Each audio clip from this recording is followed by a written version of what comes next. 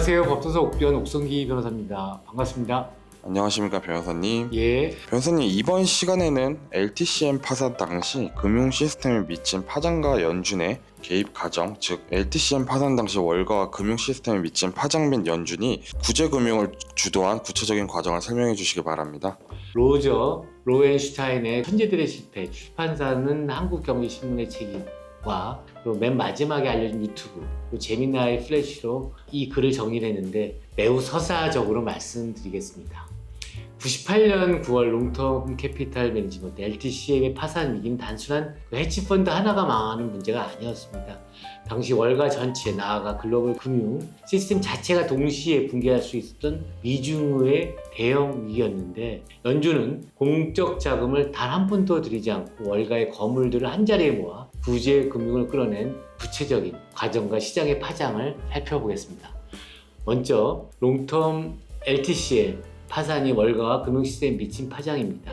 첫 번째, 거미줄처럼 얽힌 대마 불사 Too Big to Fail의 네트워크입니다. 천문학적인 포지션 구조. 롱텀 캐피탈 매니지먼트 자체 자산은 40억 달러 수준이었는데 30배가 넘는 고 레버리지를 통해 끌어쓴 채권 및 파생 상품 계약의 총 액면가는 1조 2,500억 달러, 당시 기준 약 1,500조 원에 달했습니다.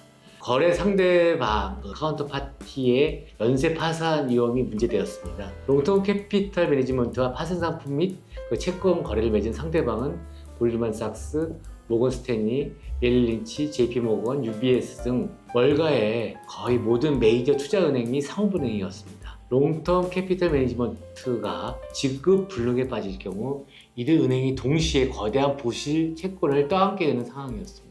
두 번째, 자산 헐값 매각, 파이어 세일에 따른 유동성 동결입니다. 롱텀 캐피탈 매니지먼트가 강제 청산, 마진콜에 몰려 보유 중인 막대한 양의 국채와 파생상품 자산을 시장에 일시에 쏟아낼 경우 해당 자산 가치는 폭락하게 됩니다.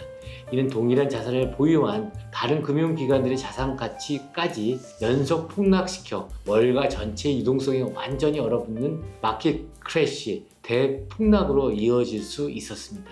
두 번째, 연준 FED의 구제금융 주도 과정입니다. 단 3일간의 비상 작전, 즉 98년 9월 뉴욕 연방준비은행, 뉴욕 연준의 회장 월리엄 맥도너는 롱텀 캐피탈의 실상을 보고받고 긴급히 개입하기로 결정합니다. 9월 18일 롱텀 캐피탈 매니지먼트는 뉴욕 연준에 위험 신호를 전달하고 9월 20일 연준 조사단은 롱텀 캐피탈 본사를 방문하고 심각성을 확인합니다.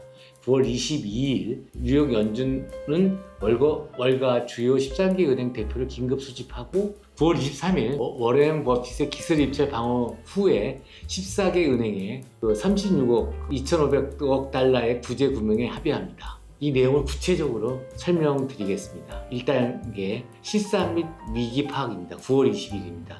롱텀 캐피탈 매니지먼트 창립자 존 메리웨더의 요청으로 뉴욕 연준 조사단이 코네티커트 그리니치에 위치한 롱텀 캐피탈 본사를 찾아가 장부를 점검합니다. 장부를 확인한 연준 관계자들은 LTCM이 무너지면 미국 금융시장의 기능 자체가 멈출 수 있다는 결론을 내렸습니다.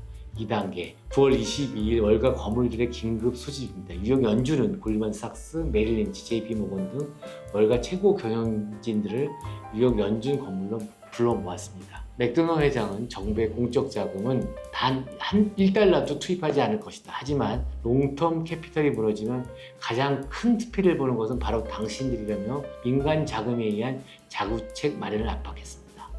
3단계 9월 23일 워렌 버핏의 기습 유체가 협상의 반전입니다. 은행들이 지원 액수를 두고 줄다리기를 하던 중 워렌 버핏은 골드만삭스, AIG와 손잡고 롱텀 캐피탈 매니지먼트를 2억 5천만 달러에 인수하고 37억 5천만 달러의 자금을 투입하겠다는 전격 제안을 보냈습니다. 그런데 버핏은 존 메리웨더를 비롯한 기존 임원진을 전원 해고하는 조건을 걸었고 시한을 불과 몇 시간만 주었습니다. 메리웨더와 법률팀이 시간 부족 및 법적 문제로 이 제안을 거절하면서 협상의 주도권은 다시 연준이 모은 은행 컨소시엄으로 넘어갔습니다.